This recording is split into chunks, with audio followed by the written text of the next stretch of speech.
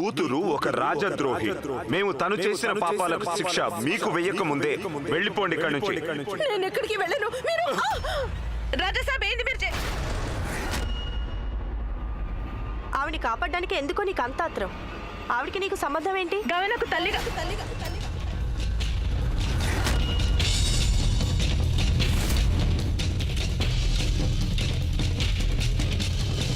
గామె నాకు తల్లి లెక్క.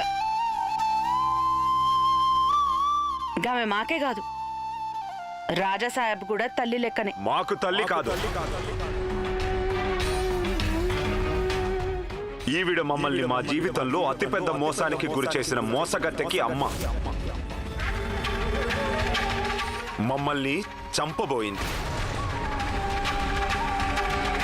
మాకు గాయత్రి అన్నా తనకు సంబంధించిన వారెవరన్నా అసహ్యమే. అలాంటి వారి మీద మాకు ఏ అభిప్రాయం లేదు, జాలి కూడా లేదు.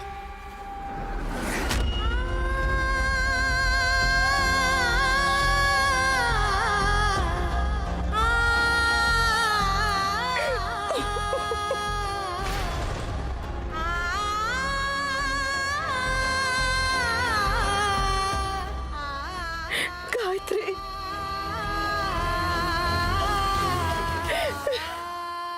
నన్ను క్షమించమ్మా.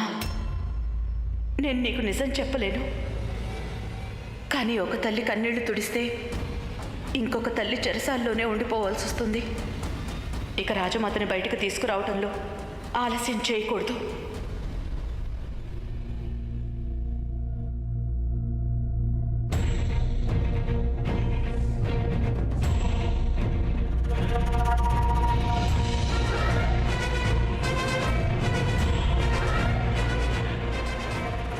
ఈ గుర్తులు ఆగది వైపుకే వెళ్తున్నాయే. కిందటిసారి నేను వెళ్ళిన వైపే.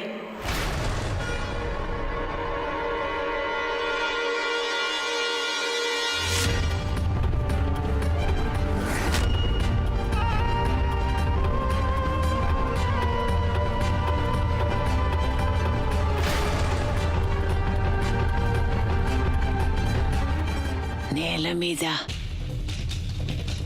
ఈ పాదాల గుర్తులేమిటి?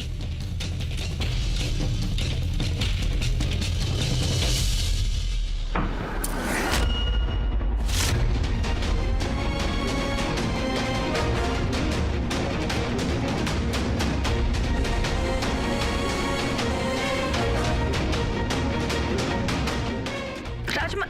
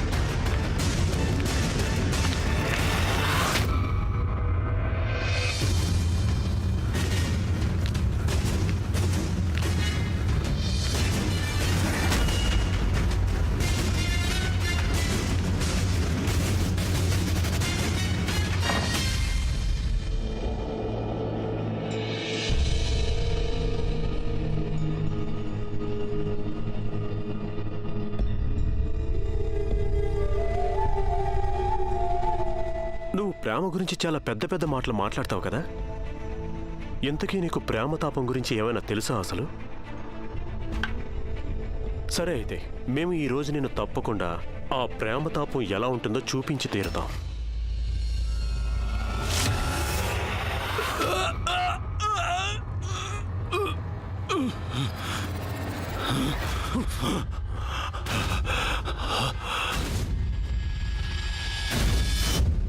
నువ్వు ఒక నౌకరివి. ఇక నౌకరులు పొగరుగా ఉండకూడదు, తాయి తెలుసుకొని ఉండాలి.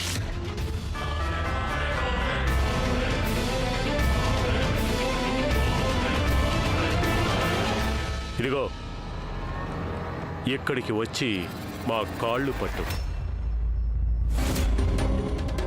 ఇదంతా మా మూలంగానే కదా జరుగుతుంది. దీనంతటికి కారణం మేమే గొడవని ఇక్కడే ముగించేస్తాం.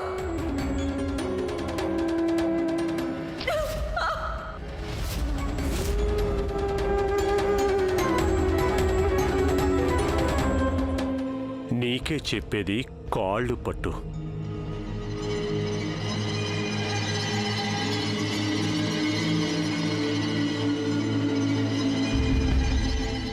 ఆగు లక్ష్మణ్.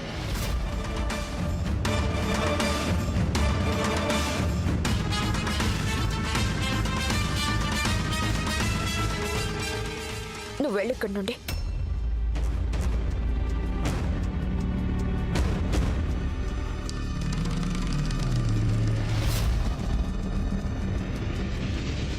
భర్తకు సేవ చేయడం భార్య ధర్మం అంటారు కదా, అలాగే కర్తవ్యం కూడా. అందుకే ఈరోజు మీకు సేవ మేం చేస్తాం.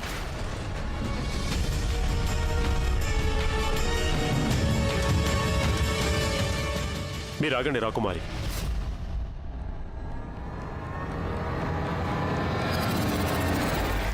ఏమైంది చిన్నరాజావారు? మేము లొంగనప్పుడు మీరు లొంగ తీసుకోవాలని ప్రయత్నిస్తారు. ఈరోజు మేము మీ ముందు తలదించితే కూడా మీకు ఇబ్బందిగానే ఉందా? అసలు మీకేం కావాలో మీకే తెలియదు చిన్నరాజావారు.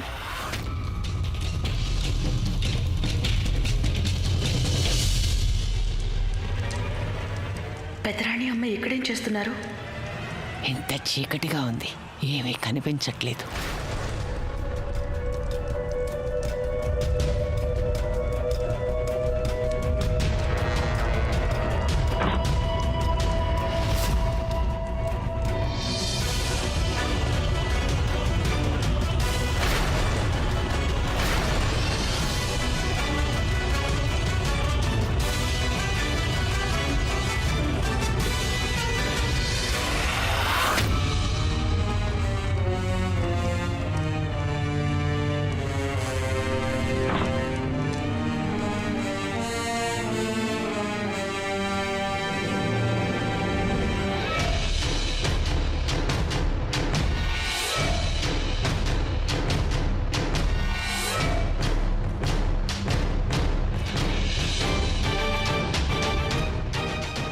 పెద్ద కోడలు గారు,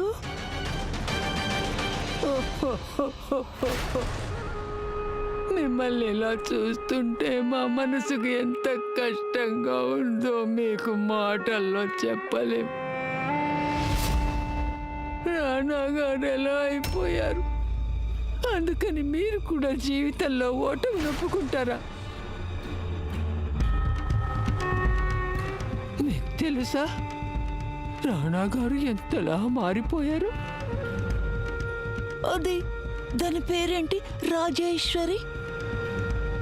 అది ఆయన్ని కనుసన్నల్లో ఆడిస్తోంది, ఆయన ఆడుతున్నారు. ఇంకొన్ని రోజులు ఇలాగే సాగితే అప్పుడు ఆమెర్ కోట మొత్తం చిన్నరాజా వారి చేతిలోకి వెళ్ళిపోతుంది. కానీ మీరేం చింతించకండి, మీ అత్తగారు ఇంకా బతికే ఉంది. పెద్దలు అంటారు కదా, శ్వాస ఉన్నంత వరకు ఆ ఆశ చావదని.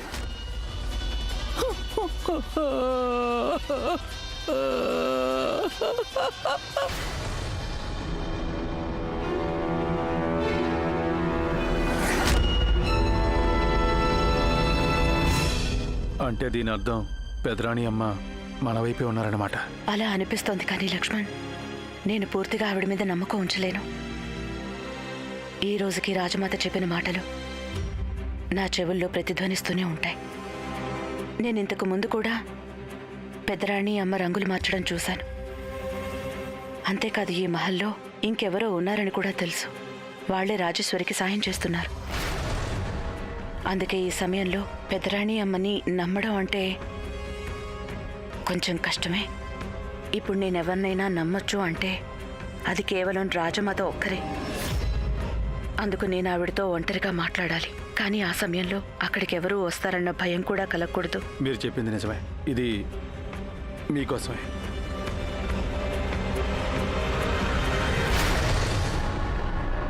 ఇదేంటి లక్ష్మణ్? రాణిగారు, నేను వైద్యుడి గారి దగ్గరికి వెళ్ళాను మీకోసం నిద్ర మాత్రలు తెచ్చేందుకు. ఆయన ఏమన్నారంటే మీరు ఎంత బాధలో ఉన్నా ఇవి వేసుకుంటే హాయిగా నిద్రపడుతుంది అని. దీని అవసరం ఇప్పుడు నాకన్నా ఈ మహల్లో వాళ్లకుంది. రోజంతా కూర్చుని పన్నాగాలు పన్నుతారు కదా. ఒక్కరోజైనా ప్రశాంతంగా నిద్రపోకపోతే ఆరోగ్యానికి మంచిది కాదు. కానీ అలా లక్ష్మణ్, వీటిని నేను రేపటి వంటలో కలుపుతాను. ఆ తర్వాత వాళ్ళు ప్రశాంతంగా నిద్రపోతారు. ఇక నేను రాజమాతని ఒంటరిగా కలుసుకుంటాను. ఎవరైనా మనల్ని చూస్తారేమో. వెళ్ళు.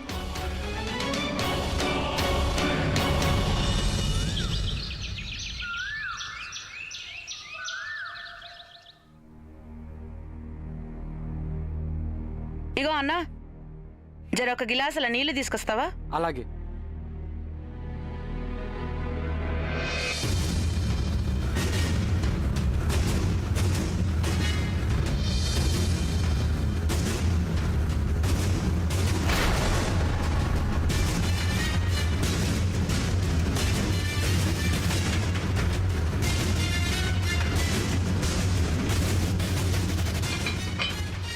ప్రభు వద్దు వద్దు ప్రభు, నన్ను క్షమించండి. క్షమించాలా? నీకెంత ధైర్యం ఉంటే అలా చేస్తావు? ప్రభు వదిలేయండి, నన్ను క్షమించండి ప్రభు. బయటికి నడు ముందు. ప్రభు ప్రభు వద్దు వద్దు వద్దు ప్రభు, వద్దు ప్రభు. నీకెంత ధైర్యం ఉంటే అలా చేస్తావు? వద్దు వద్దు వద్దు ప్రభు, వద్దు. ముందు మా కట్టు తప్పుకో. ఈ రోజు మేము వీడిని విడిచిపెట్టాం. మస్తు కోపం చూపిస్తున్నావేం రాజా సార్? నువ్వు నన్ను కొడుతున్నట్టు ఒక గొడ్డును కూడా ఎవరు కొట్టరు. ఈయనొక మనిషి రాజా సాబ్, గుడిలా గంట కాదు. ఇష్టం వచ్చినట్టు కొట్ట నీకే. రాజు దేవునితో సమానం అంటారు, కానీ దేవుడు కాదు. దేవుడు నీకు శక్తినిచ్చిండు, గదే శక్తి పశువులకు కూడా ఇచ్చిండు ఆ దేవుడు. పశువు లెక్క ప్రవర్తించకు రాజా సాహెబ్. నీ బలాన్ని జర్ర అదుపులో పెట్టుకో. గదే ఒక రాజు యొక్క ధర్మం. ఇక ఆ ధర్మాన్ని పక్కన పెడితే ఎక్కువ దినాలు రాజు లెక్క ఉండలేవు. ఏ మనిషిని కాపాడేందుకు నువ్వు ఇంత పెద్ద పెద్ద మాటలు మాట్లాడావో? అతను ఏం చేశాడో నీకు తెలుసా? చూస్తావా నువ్వు? అయితే రా చూడు. ఎన్నాళ్లుగానో ఈ పనివాడు మహల్లో నుండి వస్తువులు దొంగలించి ఇక్కడ దాచిపెడుతున్నాడు. ఇక ఈ రోజు ఇక్కడి నుంచి వీటిని తీసుకెళ్లేందుకు వచ్చాడు. అతను నిజాయితీ అయిన పనివాడేం కాదు, ఒక దొంగ. ఇక నువ్వు అతన్ని కాపాడేందుకు ప్రయత్నించావు. నేను ఒప్పుకుంటా రాజా సాహెబ్, తప్పు ఎంత పెద్దదైతే శిక్ష కూడా గంతే పెద్దది ఉండాలని. రాజు కోపం రావాలి, కానీ ఇప్పుడు కోపంతో నొరిగేది ఏం లేదు. ప్రేమ వల్ల కూడా ఏం సాధించలేదు. నిజమైన ప్రేమలో ఎంతటి మహిమ ఉంటదంటే గదెసంటోళ్ళనైనా మారుస్తుంది. నిజమైన ప్రేమ అంటూ ఏమీ ఉండదు. కేవలం స్వార్థమే ఉంటుంది. ఏడ స్వార్థం ఉంటుందో దాన్ని వ్యాపారం అంటారు, ప్రేమ అనరు. రాజా సాహెబ్, ప్రేమలా ప్రేమనే ఉంటది. అలాంటి ప్రేమ కేవలం పుస్తకాల్లో మాత్రమే ఉంటుంది, జీవితంలో దొరకదు. జీవితంలో ప్రేమ పేరుతో ద్రోహం చేస్తారంతే. అచ్చం గాయత్రి మాకు ద్రోహం చేసినట్టుగా.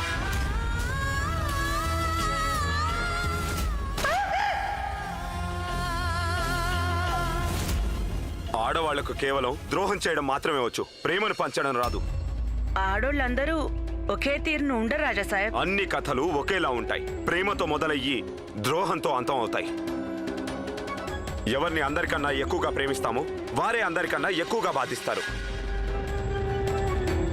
ఎవరి కోసం మనం ప్రాణాలు ఇవ్వడానికి కూడా ముందుంటామో అవకాశం దొరకగానే వారే ప్రాణాలు తీసేస్తారు. రాజా సాహెబ్,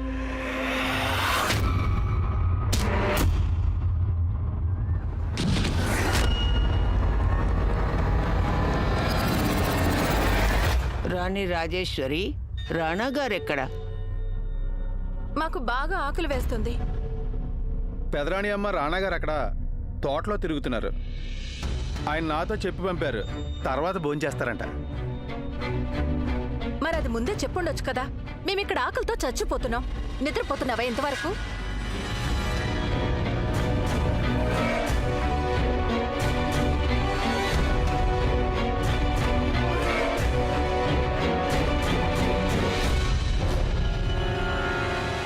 నేను కాదు.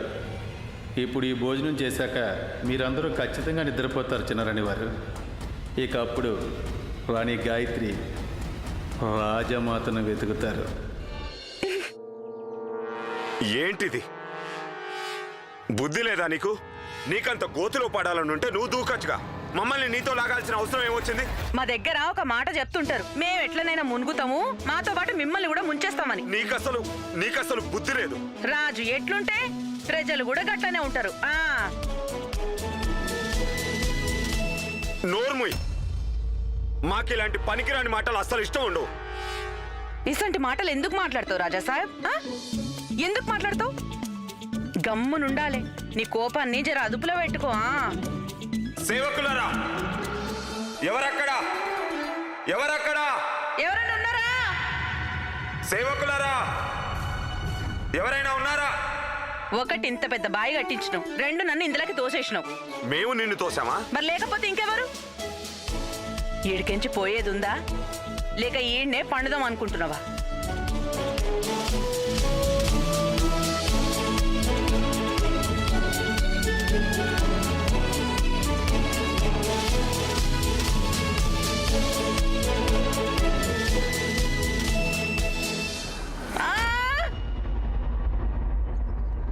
ఇగో రాజా సాహెబ్, జర చెయ్యి. ఇందాకే చెయ్యి ఇచ్చి పొరపాటు చేశాం, మరోసారి చేయలేం. గట్లనా? ఏం చేస్తున్నావు నువ్వు? విడిచిపెట్టి మమ్మల్ని. వాంచే నీ కాలు మొక్కుతా, అందుకే నీ కాలు పట్టుకొని వదులుతలేను.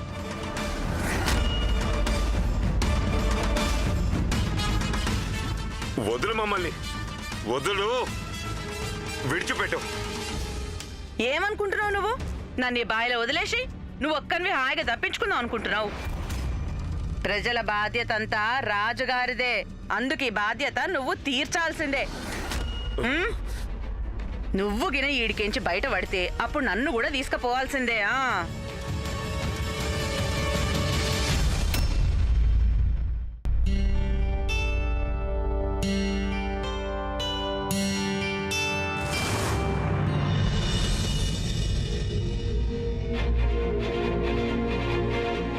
మీరు ఎందుకు అలా చేశారు? నేనేం చేశాను? మీకు తెలుసు కదా నేను దేని గురించి మాట్లాడుతున్నాను. మీరు ఆ చిన్నరాజా వారి ముందు ఎందుకు తలదించుకుంటారు? మీరు ఆయన కాళ్ళు ఎందుకు పట్టారు? వారు నా భర్త. అతని భర్త భార్యని గౌరవించడం తెలియని వాడికి భర్త అని అనిపించుకునే అధికారమే ఉండదు. రాకుమారి గారు, చినరాజా వారి పెంపుడు జంతువు నువ్వు. నీ నోటి నుండి అధికారం గురించిన మాటలు బాగోవు లక్ష్మణ్.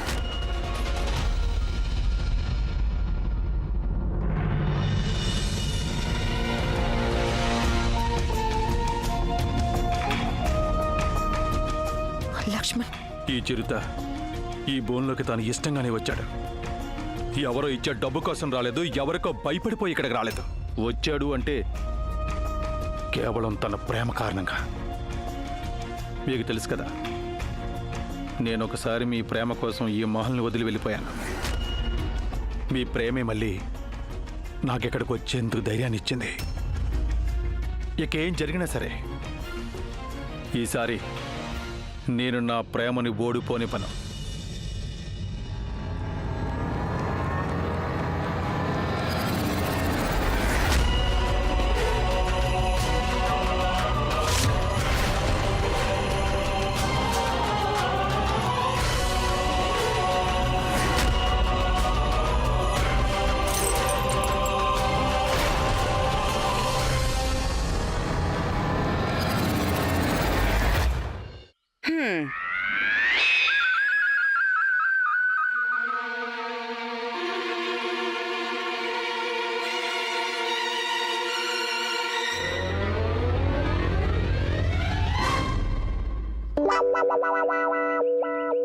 గీ బాయిలకించి బయటపడు గంత ఆసానేం కాదు రాజా సాహెబ్. గీ చెట్టుకు ఆడ పట్టుకొని బయటికి పో.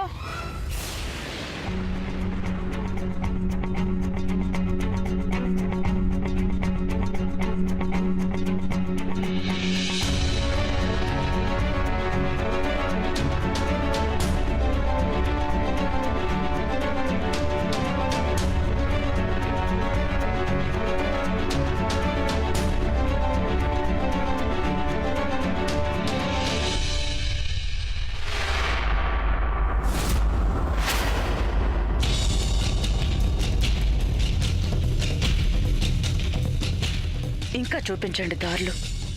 ఇప్పుడు ఇక్కడొక్కదాన్ని కూర్చుని గడ్డి పీక్కోవాలి.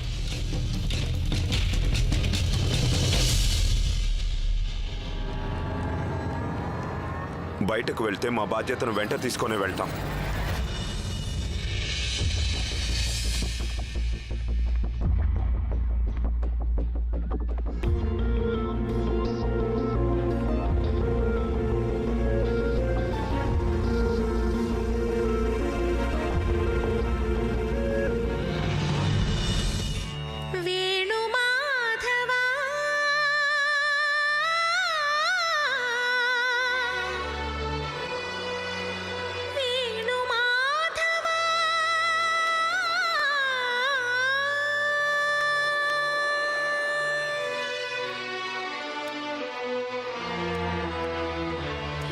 శ్వాసలో